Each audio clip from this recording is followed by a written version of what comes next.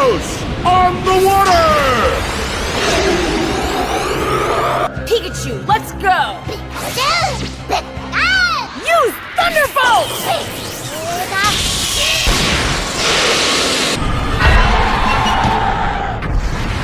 Gyarados is unable to battle! Pikachu is the winner! The main character of Pokemon was the big boy in genetic Apex, and people were happy that Pikachu was finally going to be outclassed by the new hitters from Mythical Island. People were sick of Pikachu, wanting him to go away forever. Despite all that, when we needed him most, he came back to save us from the new meta. Pikachu EX is one of the strongest early game attackers. Its Circle Circuit does 30 damage for each of your bench lightning Pokemon, which means it can do up to 90 damage for just 2 energy. There's only one other Pokemon in the game that's as efficient as Pikachu, but that's a stage 1, making it a bit less consistent than Pikachu. Since Pikachu is just a basic Pokemon, no evolution needed. This deck loads up on lightning Pokemon to charge up Pikachu's Circle Circuit, and that means you can play whatever lightning Pokemon you think work best to help you counter the meta. One thing's for sure though, the best partner for Pikachu is Zapdos EX. It can start attacking with just 1 energy, and yeah, it'll only be 2 any damage, but with 130 HP it's gonna tank in the early game damage long enough for Pikachu to get 2 energy and start swinging. With 3 energy, Zapdos can flip 4 coins and do 50 damage for each heads, giving you a way to potentially take out bigger Pokemon like Mewtwo and Gyarados in one hit. This deck aims to take the opponent's Pokemon down before they can set up with the overwhelming strength of Circle Circuit, getting your 3 points before the opponent has a chance to set up, and if they can set up, you might have hurt their strategy enough that you can finish the game off before they can start getting their own points. Sometimes the opponent's strategies go perfectly for them, and you won't have a good enough start that you are able to finish them off. In those situations, considering how easy it is for them to finish you off in the late game, a lot of players will play 1 copy of Detonate. It does 10 damage for 1 energy, so it's something you can switch into whenever you want, and importantly, it can flip a coin to paralyze the opponent's active Pokemon, making it so that they can't attack or switch out. Relying on a coin flip isn't reliable, obviously, but if you're gonna lose anyway, but a coin flip can save you, then you might as well take it. This is a card that isn't going to care about what variation of this deck you play. It's just a one-of you can choose to play to give you a chance at getting some more turns to set up your other Pokemon. For an aggressive deck like Pikachu, the defensive math is important, but the offensive math is even more important. Pikachu with its 120 HP isn't going to be taken out by most Pokemon in the early turns of the game, but there are some things you got to watch out for. If Pikachu takes out your opponent's active Pokemon while they have a Marshadow on their bench with 1 energy, it's gonna come out, get its 2nd energy, and do 100 damage. But Pikachu is weak to fighting types, so it's gonna do 120 damage, enough to take out a Pikachu in only 1 hit. For this reason, you either gotta be willing to let your opponent take the 2 points, which usually isn't a good idea, or you should find a way to work around that knockout. You could attack with another of your Pokemon instead, like Zapdos, which won't be knocked out by a Marshadow, or one of your other lightning Pokemon that may still get knocked out but won't give the opponent 2 points like Pikachu would. You could also use Serena to get their Marshadow to the active spot and knock that one out instead. That way they can't get their revenge on you. At 120 HP, most early game attackers aren't going to be able to take you out in 1 hit. It'll take them 2 hits unless they're Marshadow, so you can be okay letting them get a hit off just for you to retreat back to the bench and start attacking with something else, with your Pikachu ready to come in later to take something else out. Almost all heavy hitters though are going to have no problem taking Pikachu out.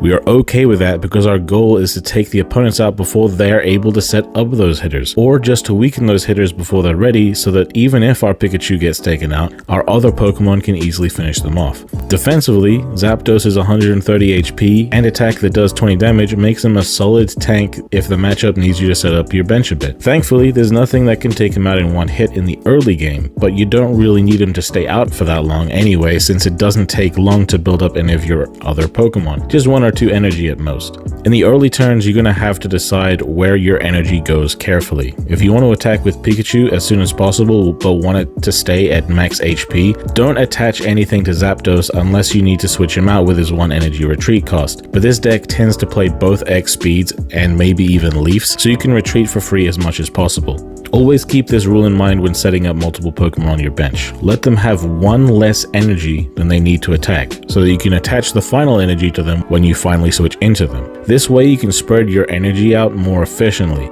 Once all your Pokemon are set up like that though, then you can put the final energy on them if there's nothing else to put energy on. This deck's plan against all of the Pokemon that are too big for Pikachu to take out in one hit is for Pikachu to attack them first for 2 energy before they have a chance to hit back, then hit them a second time. That's going to be enough to take out almost any Pokemon in the game, because 90 damage twice is 180 HP. The only Pokemon that has more than 180 HP is Venusaur, and with 190 HP, a Giovanni will finish that job nice and easy. Apart from those heavy hitters and tanks, almost everything else is going to take a quick and clean one-hit KO from the Pika. But importantly, there are a few relevant tanky Pokemon that, while they can survive a hit from Circle Circuit like the rest, a single Giovanni will put them in range of a Pikachu knockout. These are Druddigon, Greninja, Tauros, Kangaskhan, Rapidash, Graveler, Arbok, Machoke, and Vaporeon. Because of the fact that these Pokemon are so popular, Giovanni is an important card for Pikachu, because it can help to bridge the gap between the Pokemon that Pikachu one-shots and the Pokemon that Pikachu two-shots. Knocking something out with one less hit is so impactful because it gives you essentially a bonus turn of tempo that forces the opponent to be more ready than they would have been without the Giovanni. Giovanni is also important for Zapdos because it can attack doing a multiple of 50 damage that could make you just short of taking something out with 60 HP, 110 HP, or 160 HP. Of course, you could hit enough heads that it doesn't matter, but having the Giovanni give you some extra insurance to hit those specific numbers can be really important. It's especially relevant because of the fact that so many basic Pokemon have 60 HP, and 2 of the most important tanks will need you to hit 160 damage, those being Executor EX and Gyarados EX when accounting for weakness. Though to be honest, any water decks are gonna get smacked up by this deck anyway. The bonus weakness damage making Pikachu hit for 110 is just so insanely powerful, and the fact that Zapdos' first attack will do 40 damage to water Pokemon is super strong too. For all lightning Pokemon, it's not just water Pokemon we have an easier time against. We also get benefits against all 3 of the legendary birds since they're all weak to lightning. Not just them though, all of the flying type colorless birds are also weak to lightning, so we really won the type advantage lottery in these Kanto sets. Finally, since none of our Pokemon are especially tanky, our plan to take the opponent down before they set up is incredibly important. The more turns we allow our opponent to set up, the tougher it'll be, because this deck's going to get completely smacked up if the opponent can successfully set up their heavy hitter on schedule. Our only way to take out heavy hitters in a way that matters in the late game is with Zapdos coin flips, but we only have a 31.25% chance of getting 150 or higher damage with that attack, so it's not the most reliable thing, but we can be glad that it's there at least if it comes to that. And sometimes the implication of a successful Zapdos can be enough to hold the opponent off for a bit, make him play a bit of a chicken game. There are so many different lightning Pokemon that work well with this deck, and really their main function most of the time is just to be there to power up Pikachu's Circle Circuit. They do have other utilities, but the math is mostly just important for Zapdos and Pikachu, since these are going to be the main Pokemon you have in your active spot. The others are just role players that we can talk about later on in the video, so you can see the benefits of each. Regardless of what partners you pick for Pikachu, it's important that you have a decent amount of basics to put on your bench. If you can't fill it up completely, Pikachu's only doing 30 or 60 damage, which is way less impactful, especially considering that damage is all that Pikachu's good for. 60 damage is still decent for the early game against basics, and 30 with a Giovanni still takes out a Farfetch'd, but you're gonna feel like such a bad deck if you don't have 3 lightning Pokemon on your bench. So make sure all your basics are lightning, whatever they are. All the Pokemon we can play in this deck are kinda squishy, man. Our biggest Pokemon is Zapdos, which can be taken out by so many Pokemon either at base or with Giovanni, so it's not going to take too much effort for the opponent to take out our guys. Thankfully, this is an aggressive deck. We get damage in quickly and consistently. We aren't trying to have our Pokemon survive too long because we aren't going to have a very long game. With that in mind, it's mainly other aggressive Pokemon we have to worry about. Our Pokemon are tanky enough to survive at least one hit from early attackers, which is why the most important aspect of this deck that you have to understand is pivoting. Pivoting is when you switch your active Pokemon to the bench. Every deck has their own reasons to pivot. You could be setting up a heavy hitter on the bench, and when it's ready to leave the smackdown, you pivot your tank and heavy hitter to start getting to work. You could have 2 tanks with one of them in knockout range, and you pivot them to give you more time without the opponent getting any points. And finally, most relevant to this deck, you can pivot aggressively to both keep your Pokemon alive and attack the same turn. You might have noticed that almost all the lightning Pokemon have low retreat costs. This means pivoting is especially good in this deck. Of course, you can use your pivot trainer cards like X-Speed and Leaf to make pivoting cheap, but you won't always have that luxury. But being able to retreat for 1 energy is a good deal in this deck, because if your active Pokemon was ready to attack in the active spot, then taking 1 energy off of it means that when it's time to send it back out again, it'll only need that that turn's energy to get back to attacking again. Imagine you have 2 Pikachu EX on the board. The one in your active spot has 2 energy, the one on your bench has 1 energy. You attack with your Pikachu EX and it does a good chunk of damage to the opponent, but then on the opponent's turn, they do a lot of damage back to your Pikachu. Not enough to knock it out, but enough that it'll be in danger if you leave it out there. On your turn, you can discard an energy from your Pikachu to bring your other one forward and then attach a fresh energy to it so that you can attack with it right away, while protecting your first Pikachu from a knockout, giving you more time to soak up more damage and therefore do more damage, without giving the opponent any points and without sacrificing a lightning from your bench. When your second Pikachu is knocked out, you can bring back the first one and it'll only need that turn's energy attachment to begin attacking again. Of course, Pikachu isn't the only attacker, and we might have done the same amount of damage overall, but we gave ourselves more time by not letting the opponent pick up 2 points from knocking out Pikachu so early.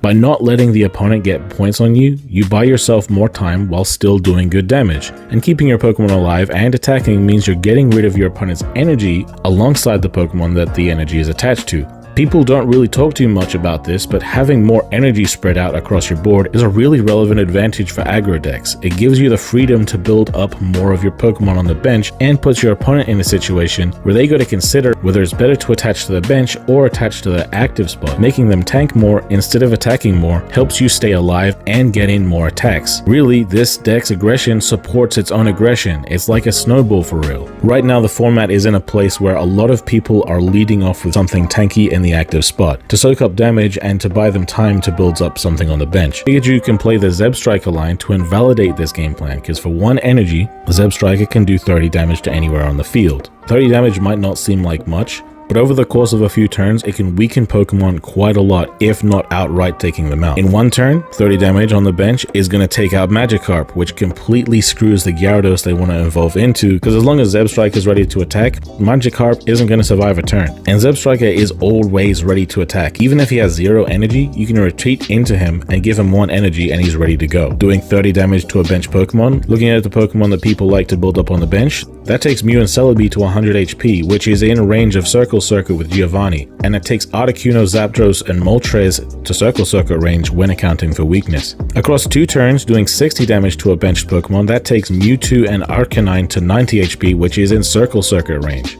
60 damage also takes Pidgeot EX to 110, which is in Circle Circuit range when accounting for weakness. Takes Gyarados or Blastoise to 120, which is in range of Circle Circuit plus Giovanni. If you can get 3 attacks with Zebstrika, you're taking some of the chunkier Pokemon like Charizard and Venusaur down to these sizes too, which is helpful since Charizard and Venusaur are some of the hardest Pokemon to take out, since we can't take advantage of weakness, but they also take more than 3 turns to set up, meaning we can realistically get those 3 attacks in. Zebstrika is really an assassin meant to exploit the weaknesses of heavy hitters by bringing them back down to earth, to a place where Pikachu can more realistically take him out. It might also force the opponent to retreat their wall to go for a more aggressive playstyle, but they'll never win an aggro war against this deck. Against aggressive decks, the opponent's going to be pivoting to prevent you from getting points while still playing aggressive, or they might send a wall out to slow you down. Zebstrika makes that play a lot weaker since it can finish off weakened Pokemon after they've retreated. The formats where the opponent is going to be walling up a lot is when you want to be playing this guy, but he also has applications in more aggressive formats as a way to invalidate pivoting. Also, he's from Unova, so he's cooler than most Pokemon. But in those formats where walls are super common, a lot of players feel like it's not enough to just rely on the Zebstrika. In the case that they don't draw into it, they still want to have a way to punish the opponent's bench. So Mythical Island Electabuzz can come in as a basic you can get with a Pokeball. So it's easier to find from deck, and its attack is the same as Zebstrika's, but it does 10 more damage and requires a second energy. Requiring a bonus energy means that you aren't getting it online as quickly, and you aren't going to be taking out the Magikarp before it gets to evolve, but it still has the benefit of tenderizing their heavy hitter before it comes out. Doing 40 damage brings Zapdos, Articuno, Moltres, Mew, and Celebi into Circle Circuit range. Doing 80 damage across 2 turns brings Gyarados, Mewtwo, Charizard, and Pidgeot into Circle Circuit range too, with a Charizard needing Giovanni, of course. The fact that in 2 attacks, it can accomplish nearly the same effect as Zebstrika Zebstrika in 3 turns is really relevant, especially since it takes another turn to set up, so it evens itself out fantastically. The fact that Zebstrika can get online faster does make it better, but the fact that Electabuzz is a basic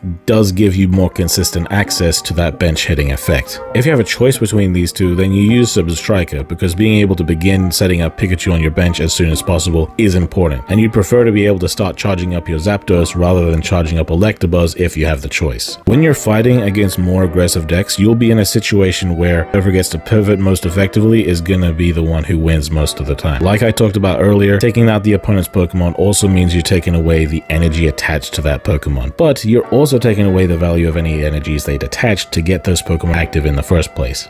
That energy advantage isn't as much of a big deal against decks that are building up on the bench. Those decks value field advantage more and only have to worry about efficient energy placement. We also have to worry about not letting our energy investments go to waste against aggressive decks. For that reason, if you feel like you need to sacrifice one of your Pokemon, you might prefer not to attach energy to it, since its purpose is going to be to soak up a knockout for you. Any single prize Pokemon can do this, of course, but Electrode is the best for this purpose. It has a retreat cost of 0, meaning that if it survives, it gets to retreat for free, not wasting your energy placement. As an attacker, it's also not that bad. It does 70 damage for 2 energy, which is gonna 2-shot the birds, Celebi, Arcanine if it's attacked, Mew, and most non-EX Pokemon. If you throw a Giovanni, it'll also 2-shot a Mewtwo. Requiring 2 energy does make it one of the more energy hungry Pokemon to build in this deck, but the benefit of not having a retreat cost means that you can switch into it just to take a hit and either give them 1 prize instead of 2, or take the damage and switch out for free.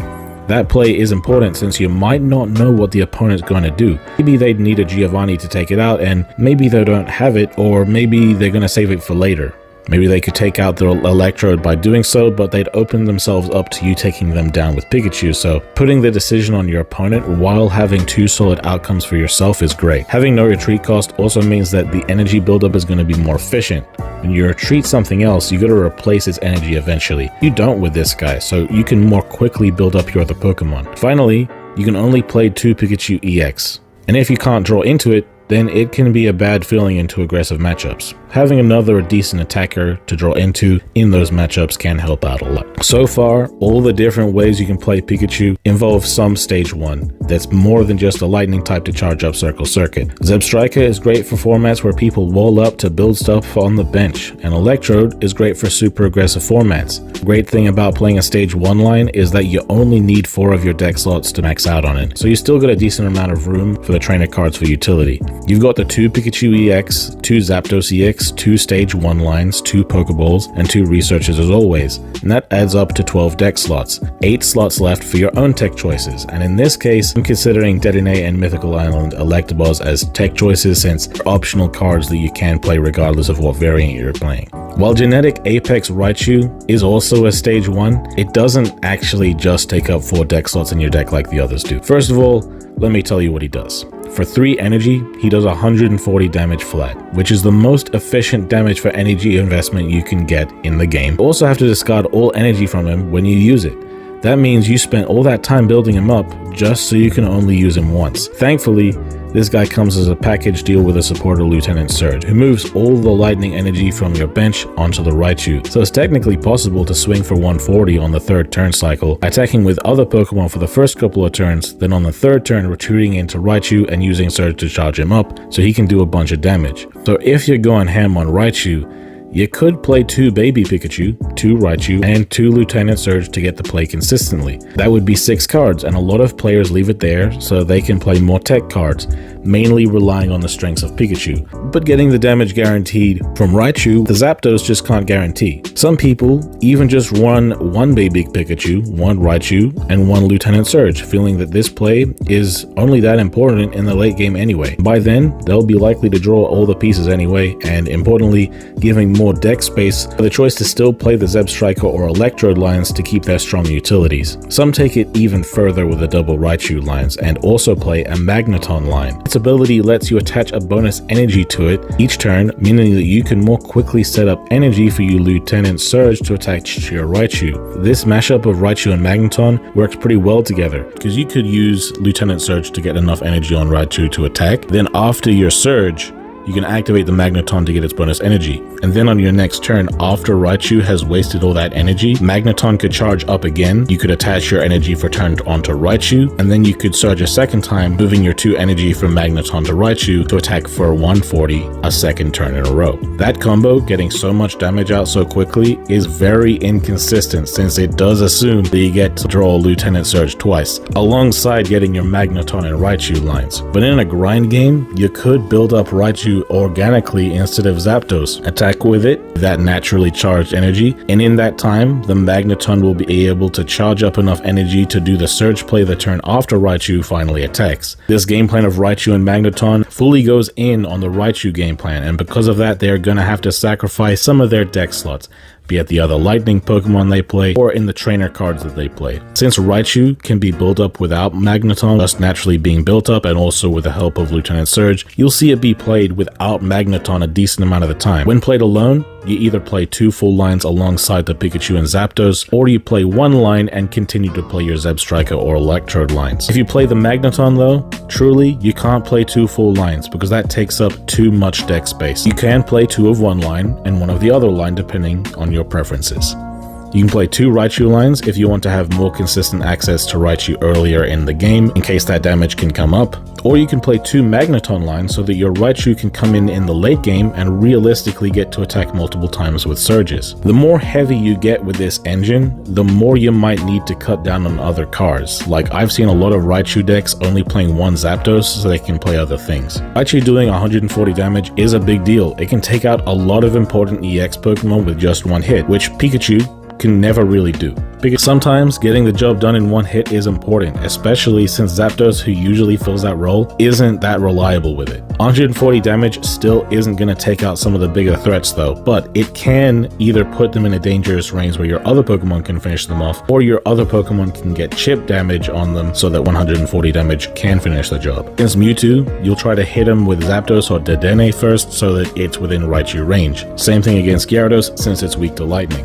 Electabuzz, which is already worth playing as a one-of tech choice regardless of which variant you're playing, actually gets an added benefit in this Raichu version, as Lieutenant Surge can also add your benched energy to him for attacking. You could really only have 1 energy on your Zapdos, retreat it with X speed and surge that energy onto Electabuzz, and then put your turn energy onto him so you can attack the opponent's bench right away. With this play, he can actually feel stronger than Zebstrika, and the fact that he's not even detaching any energy means you can surge its 2 energy onto Raichu again later. This way, the Raichu deck still gets that really strong bench hitting utility, which plays nicely into the Raichu game plan since Electabuzz will put almost any Pokemon in the game into Raichu range by sniping whatever Pokemon you need. Real quick guys, as I was editing, there was little meta development for this deck. Another variant that I felt like I had to talk to you about. The Galvantula line has been a sleeper for Lightning for most of the time that it's been in the game. But if you've seen my Mewtwo video, you know that Mewtwo survives against aggressive matchups by pivoting as they build up.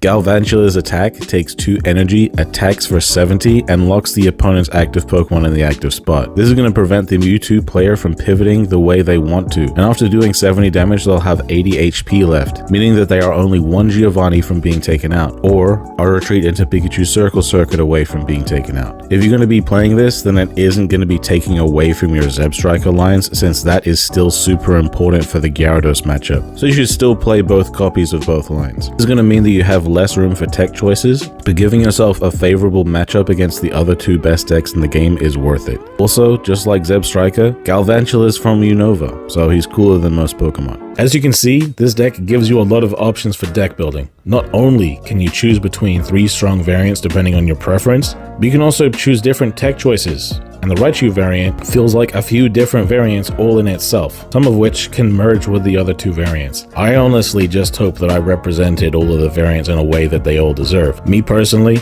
I like the simple Zebstrika version best, but if anybody watching plays the Electrode or Raichu variants and feel like I've left anything out, please give us some more context in the comments so we can all make our choices with more insight.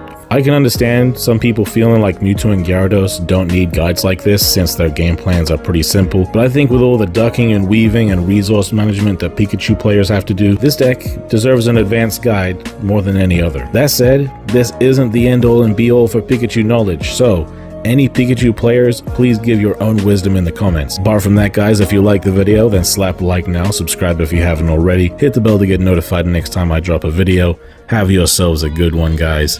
And I've been Undead from Team 6K, signing out.